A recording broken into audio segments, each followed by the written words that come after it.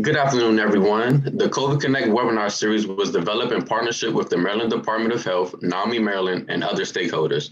These presentations feature speakers who cover topics on mental health, wellness, and recovery, and an array of important topics relevant to today's issues in relation to the COVID environment. These webinars are curated specifically for Marylanders who have been impacted by COVID-19, but also open to the general public. We encourage you to check out the COVID Connect website for additional resources, information about our virtual support groups, and additional resources received in partnership with NAMI Maryland. Thank you for joining us for tonight's webinar, Anxiety Post-Pandemic Re-Entry into a New World, presented by Grace Serafini, who is a psychiatric nurse practitioner and clinical nurse specialist. She currently cares for children, adolescents, and adults in the PHP program at Eating Recovery Center in Maryland since 2020. She started her career as a psychiatric nurse and clinical nurse specialist at Johns Hopkins Hospital, caring for eating disorder patients. She developed the Eating Disorder Community Outreach Program and Eating Disorder PHP program at JHH. In 1997, she was recruited to manage the psychiatric unit at St. Joseph's Medical Center, where she managed the eating disorder and affective disorder programs. While there, she opened an affective disorder PHP program, assisted to develop ECT services, and opened psychiatric emergency department flex care area. She was promoted to director and has overseen multiple departments such as OBGYN, critical care, emergency services, central staffing, and psychiatry. She has lectured at the Johns Hopkins University School of Nursing about eating disorder care and has provided local and national presentations on various mental health topics. I will now turn it over to Grace Serafini. Wow, thank you so much, Marquis. I appreciate that introduction. Hopefully everybody can hear me okay. And so my topic is anxiety post-pandemic, reentry into a new world. And so we are moving from being part of a very normal world and then having this pandemic hit us and now stepping forward into the world. I just want to say I don't particularly have any conflicts of interest here. I do work for Pathlight Eating Recovery Center, but I'm not really going to talk about that programming during this talk. So here's my outline of what we're going to talk about. First, a little bit about the pandemic and what we experienced over this past 2 years, the specific impact on mental health, the stress related to COVID-19, post-COVID anxiety, and then what is our new normal. So let's look a little bit about where we were over the past year. It all started, as you all know, January 2020. Wuhan in China was under lockdown after a mysterious new respiratory virus begins to spread. Soon afterwards, there are new cases and deaths related to COVID-19 in Europe, especially Italy was hit pretty hard. March 2020, it hit us in the U.S. There was a cruise ship, the Grand Princess, that was outside of San Francisco, which had passengers with COVID-19 on that. And that cruise ship was held outside of the United States and in the water until they could figure out how to safely move people onto shore. So they were sheltered in place in the Bay Area. At this time, hospitals became overwhelmed. And there's a nationwide shortage of protective equipment. We don't have masks. We don't have enough gowns to keep staff safe. April 2020, countries begin sealing the borders. Sports teams cancel sessions. Schools start to close. Employees go home. People start wearing masks and doing their social distancing. Then the summer comes, May, June 2020. We're working on flattening the curve for a period of time. Cases began to rapidly increase, however, as states began to reopen. And then there's a race to get a vaccine. Then we come through the rest of the summer. July 2020, people struggle as they continued unemployment or working from home without childcare. No school is open. It takes a toll on people's mental health. The U.S. breaks a record at this point in time for daily cases and deaths. In December 2020, the FDA authorizes finally Pfizer and Moderna vaccines, while new variants of the virus begin to surface. People start getting vaccinated. We start with our elderly, and then our healthcare workers, and then we open it up to the rest of the population. Delta variant becomes identified, and we question whether the vaccine will be effective.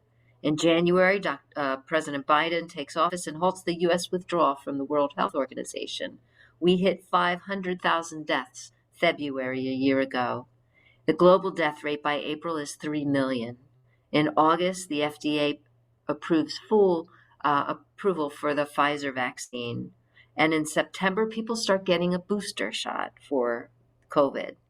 In December, yet another variant, Omicron, comes. And then we have another surge in hospitalizations. In March, a second booster is approved.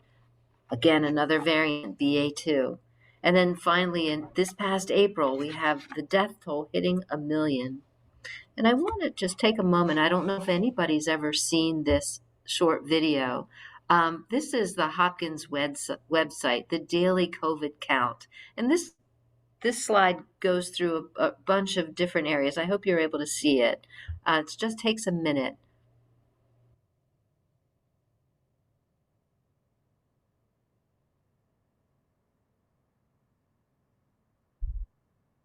67% of the population is vaccinated at this point.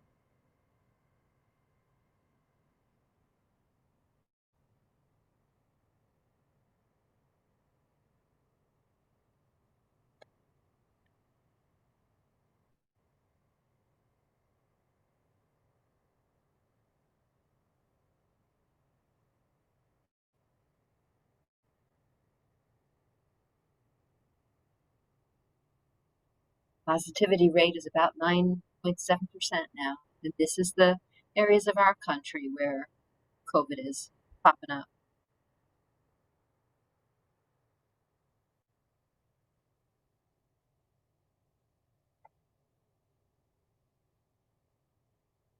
And this is a website that you can stay up to date on COVID, sponsored by Johns Hopkins University.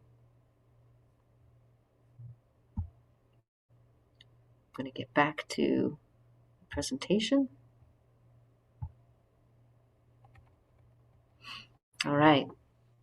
So I first want to introduce you to the chat box. There's a feature here that is the chat, and you are able to document some things in there. And my first question, if you pop open the chat box, you may type in, and the hosts and panelists are able to see what you type, and we'll say those things out loud. What's the first word that comes to mind when you reflect on the events since the pandemic began? If you want to share, please do so. And we'll take a minute to see if anybody pops anything in. Shock, fear, isolate. And I'm reading people's responses here. Unbelievable fear.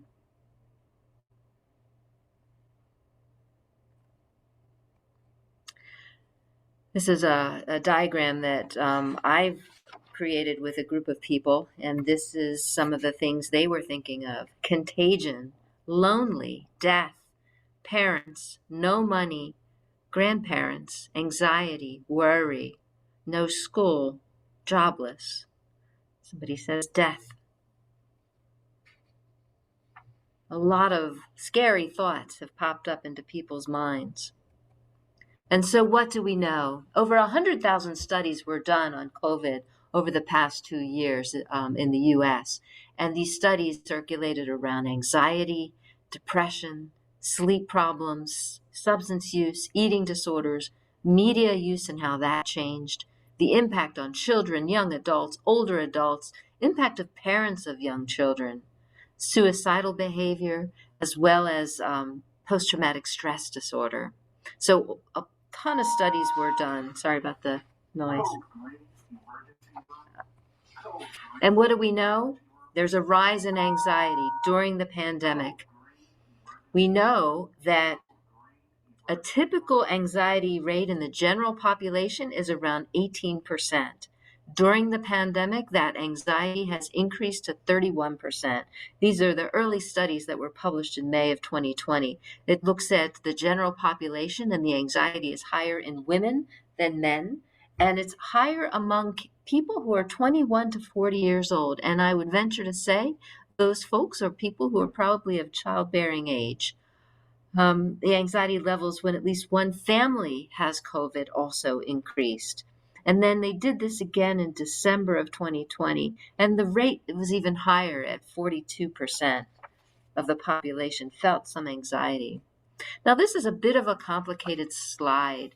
It talks about people's fears, stressors, the after effects, the higher risks, and the protective factors around COVID fears.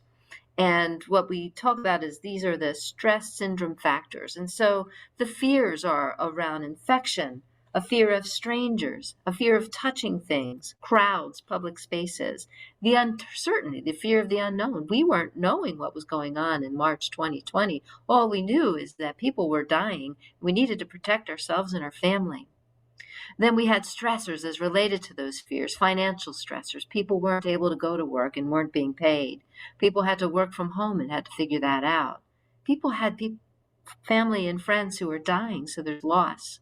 We also lost our social connectedness. We were no longer socializing with our friends or doing the things we normally enjoy. There was stress of trauma, and again, the stress of uncertainty. The after effects included social withdrawal. We all kind of went home and stayed home. People began saving their pennies because it was important to make sure you had enough to feed your family. We were learning new safety behaviors, hand washing, wearing masks. Some people had some psychological issues as well with this because of the uncertainty. And there were some very apparent clinical disorders that developed out of COVID. And I think I talked a little bit about that at the beginning. We had a rampant increase in eating disorders during that time, a rampant increase in anxiety and depression, higher use of substances, more domestic violence that was going on in our world. And again, a higher amount of anxiety. Of note, I was seeing patients virtually during the early pieces of this time, and the people who were actually doing okay were people who had social phobias and those types of anxiety disorders because they have been anxious all their life for this moment in time where the fear of being with other people came to fruition, essentially. If people had pre-existing mental health concerns, there was a higher risk of developing this COVID stress syndrome. There was a higher level of OCD and health anxiety. People were looking at the news all the time, and there's a thing we call doom scrolling, where you just scroll through the news of the negative things that are happening. People with chronic illnesses were more susceptible to COVID, and in fact, they needed to be protected severely. And then people had relatives who suffered with COVID. Things that were protective to prevent this stress syndrome included people who had an optimistic, positive attitude, people who had good knowledge of protective measures, healthcare workers. Many healthcare workers became sick with COVID, but because we knew what was going on in the big scheme of things, we were very good about hand washing and wearing masks. And then those people who had then developed pods of people who they hung out with, connecting socially, did pretty well. And so everyone was impacted. We as a society have experienced a major disruption in our lives as we know it. While everyone has different experiences, opinions, and levels of fear related to the pandemic, nobody was unaffected. And it's important to recognize our own traumatic responses in order to be effective in caring for our loved ones. And so what is this post-COVID fear and anxiety? We're left with this lingering fear about the future and what the future how it will unfold.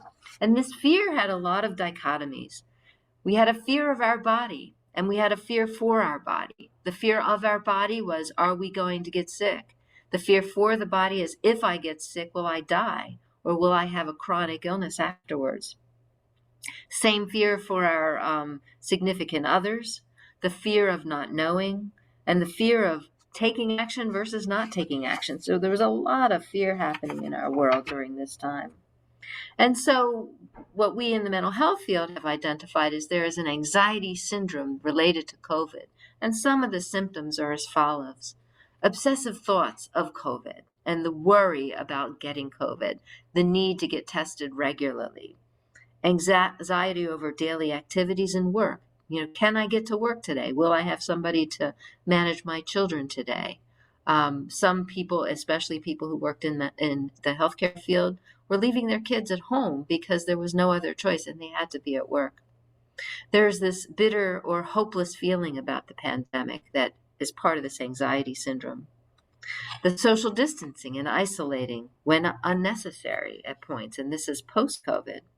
And then disrupted sleep. There's a lot of disrupted sleep during COVID. And so what are the signs of COVID anxiety syndrome? Researchers have raised concern that obsessive distress and avoidance behaviors, such as being resistant to taking public transportation or bleaching your home for hours, will not subside quickly, even as COVID is controlled. And so some of these symptoms, you have trouble thinking about anything other than COVID, compulsive checking for symptoms of COVID, avoiding public places, your anxiety interferes in your daily life, have trouble getting to the grocery store or to work, even when the risk is lower. You isolate yourself from other people when it isn't necessary. You feel hopeless or bitter about the pandemic. You have trouble sleeping, or you wake up in the middle of the night with worry. You're cleaning obsessively. You're washing your hands so they're raw, and other maladaptive behaviors. Some people even experience symptoms, physical symptoms, such as frequent headaches or stomach aches. Data from June of 2020 was about 500 participants found that COVID anxiety syndrome predicted generalized anxiety and depression levels above other factors like personality traits. So people who had these symptoms often had some type of anxiety disorder or depression. The same researchers gathered other data of self-reported from 300 adults, and there was a single predictor of generalized anxiety and depressive symptoms through the pandemic. So if people had these types of symptoms, sorry, I'm in a hospital, so you're going to hear these overhead pages. My apologies. People were then identified as needing treatment, essentially, for anxiety disorder or depression. The symptoms of this syndrome imitate those of other mental health conditions, such as anxiety, post-traumatic stress disorder, and OCD, obsessive compulsive disorder. And so when do anxious feelings move past normal? Do my responses align with the potential risk or threat of danger? Are they commensurate with what the actual risk is, or are they higher? Do my loved ones express concern for my level of worry or fear or avoidance? Am I obeying local guidelines to avoid exposing myself to COVID, like practicing social distancing, wearing masks, washing your hands? Or do I go out of my way to avoid people in situations when it isn't necessary? If you're worried about COVID anxiety syndromes, make sure you talk with your healthcare provider about that for yourself. And so vaccines. Now, as of January a year ago, we have vaccines, and we see a light at the end of that tunnel. So now it's not over fully, but we can visit with friends and family. We can travel. We can go back to the office, go back to school. We can go back shopping. But that hasn't returned to normal levels currently from where we were pre-pandemic. So why? Why are we not letting ourselves go out? So here's another poll. And again, you can use the chat. What is one of your concerns about returning to normal? And again, type into the chat and we'll read them out loud.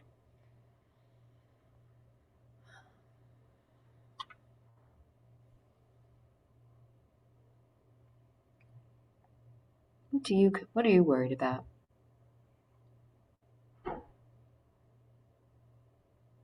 And I did another poll of another group of people, and this was their concern. Somebody said variants. These folks identified being worried about who's not vaccinated and whether they can spread that COVID to us. Fear of being exposed to others who have had COVID, exactly. Those who didn't take mask wearing seriously, somebody said. The worry about sickening your family. The suspicion of others. Accidentally bringing COVID home to family, somebody says. Anxiety, discomfort, a new routine, using your mask, COVID infection. So this is an interesting quote. A person who fears suffering is already suffering from what they fear. So after our lockdown, now that we're released, if you will, the prevalence of anxiety, remember the baseline was 18%, continues to be around 42%. Somebody says worrying about bringing COVID to ailing elderly family members. That's a really good point. It's a scary one. What people experience are stress, worry, fears, noted early in the pandemic, may have been precursors for some people to clinical levels of anxiety. And our rates, what we do know is our rates of anxiety disorders have not returned to pre-pandemic levels. And they generally were about 19%, with 7% in kids. And that prevalence level is now 42%. And that was numbers at the end of 2021. The American Psychiatric Association did a stress poll to the American people about their stress. And 50% of people agree with these statements. I do not feel comfortable going back to living life like I used to before the pandemic. Half the population of these folks who were polled. 50% said, I feel uneasy about adjusting to in-person interaction once the pandemic ends. It's remarkable, isn't it? What we do know is humans are resilient, incredibly resilient, and we tend to recover from adversity. And what we know is that research suggests that 2/3 of the people will be resilient to the COVID-19 stress. However, there's another third left who are not as resilient. A study was done looking at resilience and found that in the US, 49% sort of get back to their normal life and have made positive changes to their normal life. People have experienced renewed purpose and meaning in their life. And what we do know is resilience can be learned and developed. Many people reported a sense of connection, a better sense of connection with family and friends, an ability to focus on recovery-oriented goals, and engagement in adaptive coping skills. People were able to identify positive effects the pandemic had on their life, and we're able to acknowledge negative effects that kind of the living life on the fast lane had brought us prior to the pandemic. So people really slowed down during the pandemic and were able to reconnect with family. And so what do we do about it? That's probably where I want to spend more time here. What do we do about it? First, there's this concept that I want to introduce you to, which is called psychological first aid, how to help yourself and how to help others within this pandemic. And so one is really having a social safety net, a group of people who are your people that you can reach out to and connect with. So one important psychological first aid concept is the notion of creating a sense of safety for yourself and the people who you are close to, and reducing the notion of chaos or disorder that we have in our world. Another concept, and this is one of the treatment principles around this, is creating hope around oneself. And that would be reflected in our values, in the facts about the pandemic, and identifying a way to keep positive, and maintain and communicate personal hope within yourself and hope among other people. So that hopefulness is really a positive trait that people have, and if you have it, being able to share that hope with others. The other thing that is important in a treatment principle is to have creating a sense of calm, how to stay calm, maintaining your own personal calmness, using simple techniques such as breathing or grounding exercises to maintain calm. And I'm going to go over a couple of these now. The top coping strategies to creating a sense of calm would be some very clear meditation exercises such as deep breathing or muscle relaxation, exercise for some, yoga, mindfulness. Some people have very negative thought processes that happen to themselves. And so shifting your attention away from the negative and focusing more on the neutral or the positive in terms of coping skills, and really looking at reality versus worst case scenario. Challenge our own avoidance. Again, we avoided a lot of social interaction during COVID, and now the concept of challenging that to re-engage in the world. Challenging cognitive errors, and some cognitive errors might include catastrophic thinking, that if I left the house, something bad will happen. Well, if I take precautions and wear my mask and do hand washing, nothing bad will happen, and I can protect myself. There's also this concept of all or nothing thinking. Black or white thinking is sometimes called, where something terrible would happen, as opposed to a more neutral approach about thinking. Staying connected to others also is a very good coping strategy, whether that's electronically staying in touch, by phone staying in touch. Zoom and meetings like this have been incredibly beneficial. And what I've seen is people have reached across the country and across the world during this pandemic time to get connected. I don't know if anybody else took advantage of this, but the London theaters were actually broadcasting old recordings of some of the plays that were put on in London free. And so people were able to engage in that and see a play in London from their home during the pandemic. Symphonies had recordings and were broadcasting what they had recorded for free. So it was really nice to be able to connect that way. And people were able to go to church, if religion is something that you do, not only at their local churches, but across the country and across the world, because if you have internet, you were able to connect. Another way to manage anxiety is to limit your exposure to the media and the news. We not only had a pandemic during this time, but politics was very difficult during this 2-year period. And there were a lot of, rumors and theories and, I'm not going political here, but there was a lot in the news that was very difficult, I think, for people. Building stress resistance. Eating right, getting exercise, taking walks out in nature, getting enough sleep, those are ways to build stress resistance. Staying up late, not getting enough to eat or eating properly, they can wear your body down. And then, of course, seeking support if you're able. And so one of these really nice, simple exercises that people can do are what we call box breathing. So this is a form of meditation, and it helps sort of decrease the stress level and helps people refocus a little bit. And this is called box breathing. And I'll demonstrate this a bit. Let's see.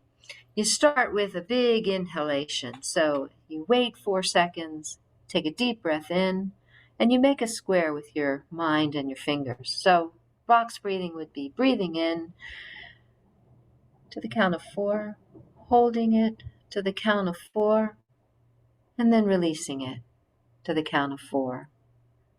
And doing it over and over again, counting 4 by 4 by 4 with breathing. It slows down your breathing and allows your pulse rate to reduce and your focus to be more controlled, if you will. So if someone starts feeling anxious, this is a really nice grounding exercise to help get your breathing back under control. And we call it 4 square breathing. 4 seconds with an inhale, 4 seconds of hold, 4 seconds of exhale. Another example of a grounding exercise, if you're feeling overwhelmed, is sit still in the space that you are, whether it's outside or inside, and notice. Notice with all your senses. There's a lot of different ways to do this exercise. One is looking at, and if you want to do this right now, 5 things you see. And so for me right now, unfortunately, I'm in a classroom. 5 things I see are carpet, chairs, desks, a television screen, a whiteboard. 4 things you hear. So for me, in this space, I hear the buzz of a motor going. I heard the overhead paging system. I hear my own breathing. I'm not sure I can come with a 4th at this point. but you listen to things. If you're outside, you hear more of nature. You hear, the birds chirping or the crickets cricketing. 3 things you feel, not emotions, just physically feel, And right now for me, the 3 things I feel this badge holder around my neck and the pressure on my neck. I feel my glasses on my fingertips. I feel right now the palms of my hands against the desk. 2 things you smell. I can smell my skin, and I can smell the lotion that I used. I can smell the disinfectant in this room. And then 1 thing you might be tasting, and so, offering yourself some, something sweet or something salty. And likewise, an alternative for this is doing 5 things you see, hear, feel, smell, taste. 4 things you see, hear, feel, smell. 3 things you see, hear, feel. So there's a lot of different ways to do this exercise. That's called the 5 senses exercise, and it's a way for you to slow down and think and feel differently. Another quick grounding technique that can be done over the phone with people is point out everything in the room that has color. Unfortunately, I'm in a very bland room right here, but look around you. Identify what's red. Identify what's orange. Identify what might be yellow. What's green? What's blue? What's purple? These are nice exercises to help, again, you refocus and for you to get a little grounded when you feel anxious. Efficacy, creating a sense of self and a collective efficacy. That's another aspect of psychological first aid in this pandemic. Be involved with problem solving. If there are issues arising, help solve the problem. Make sure you're taking care of yourself. Identify and recall your strengths. We all have those strengths, but identify and recall them and name them for yourself. Be active in your own rescue if you can in order to overcome helplessness and become a part of the team to help you and your family.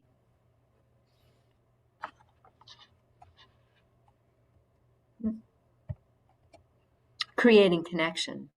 Connect with loved ones, connect with your pets, connect with your friends, connect with your neighbors if you're able to.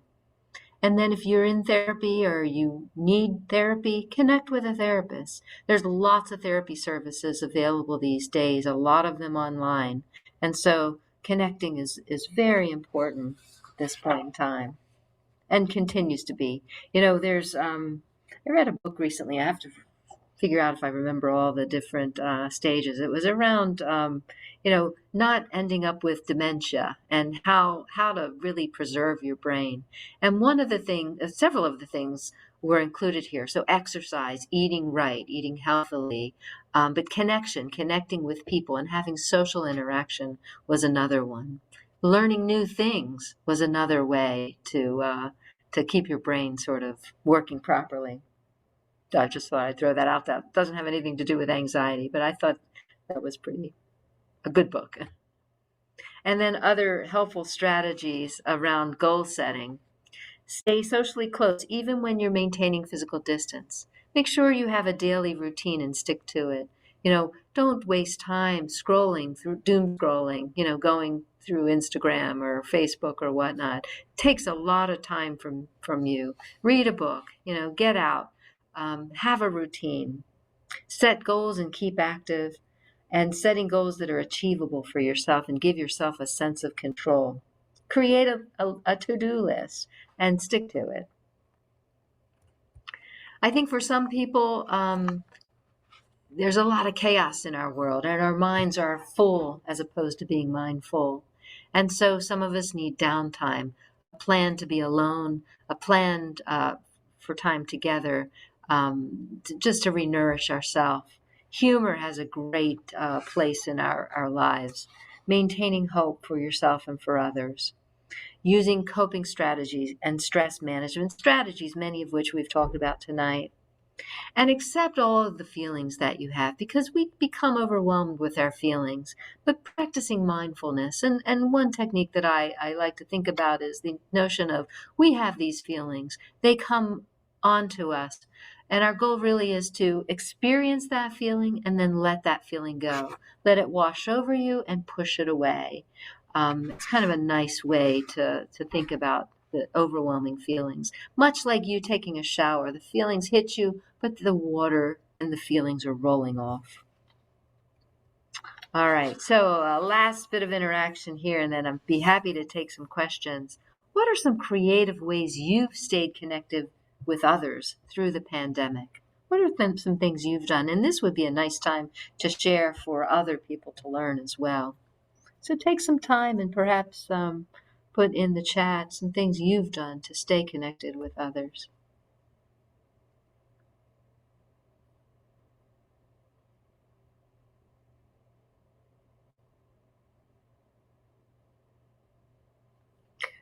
And I'll share myself. One of the things that I've done is I've had a book club for quite a number of years, and we pivoted to do it online through Zoom. And so instead of just meeting once a month, we started meeting every other week online with Zoom. And we had the time to read, and we just met every 2 weeks instead of just once a month. Enjoyed getting to know classmates of the Insight Timer app. That's very cool. Insight Timer app. Call those I've not called in a while and conduct Zoom meetings. Nice. They had some pretty clever games online as well that you could play on Zoom. I forget what they all were, but they were fun, and you could do it sort of across the world if you wanted to. My son was actually having poker games, and I think they did that online and through Zoom as well with kids from New York and California and the South. Went out to listen to live music when things opened up a bit. That's a nice thing to do.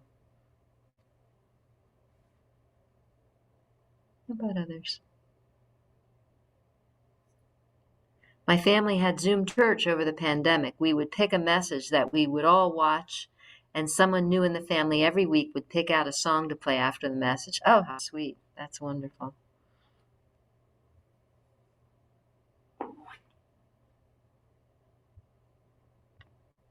Anyone else care to share?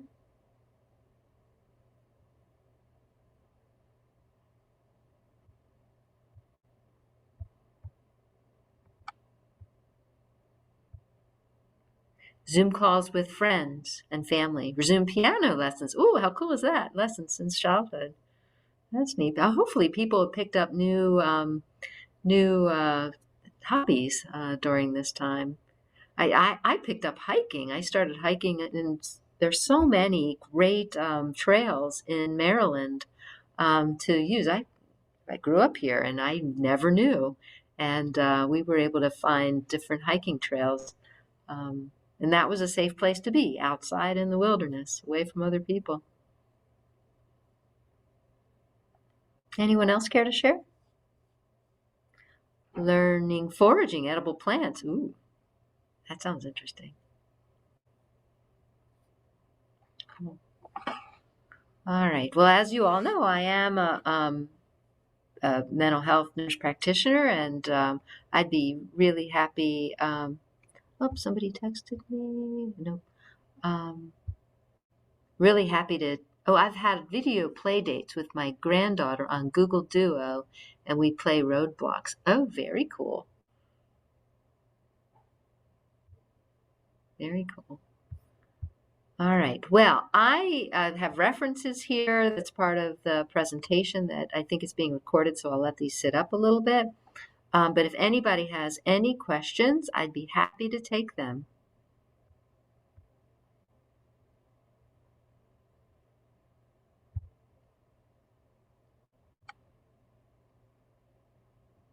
Any questions?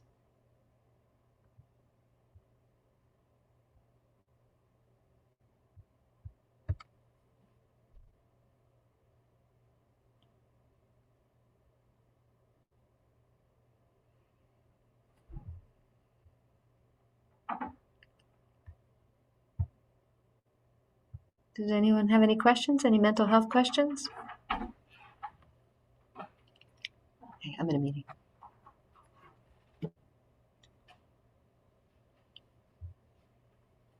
Happy to answer them. Any other tips we can share with our patients who don't have a counselor yet? Yeah, that's a good question. I think that getting people into therapy and getting people into counseling is really important if people are able to connect that. There's a lot of online apps, and frankly, they're not coming to my mind right at this moment. But there are apps people can use around support. There's chats that people can use around support. But getting a counselor, if they're able to, would be important. And I know there's certainly health disparities among people who are insured versus uninsured that limit people's ability to get into care. But there are a lot of online services that are available. Does anybody else have any suggestions of things to share with your patients who don't have a counselor yet, or things you've tried?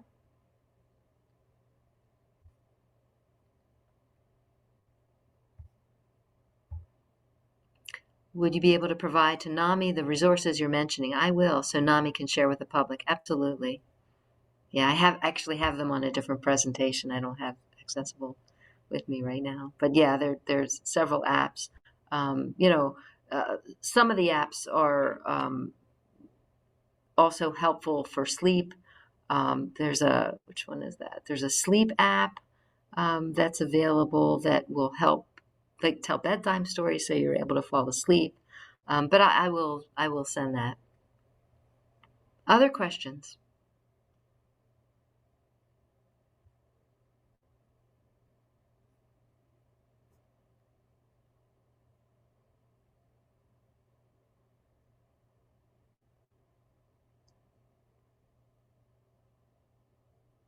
All right, Marquis, I think we're out of questions. All right. Let's All turn it back right. over Thank you to so you. much, Grace. Thank you so much for lending your expertise and providing such valuable information. We also want to thank the BHA team and Gertie and Alexis for their time and talents as well. And thank you, everyone, for joining us. We hope to see you again next time. Before you shut down, somebody did post the covidconnect.health.maryland.gov website for additional resources. So make sure you grab that link before you shut down. Thank you all. Thanks for your attendance. All right. And thank you again, Grace. You're welcome. You guys take care. Bye-bye. Bye.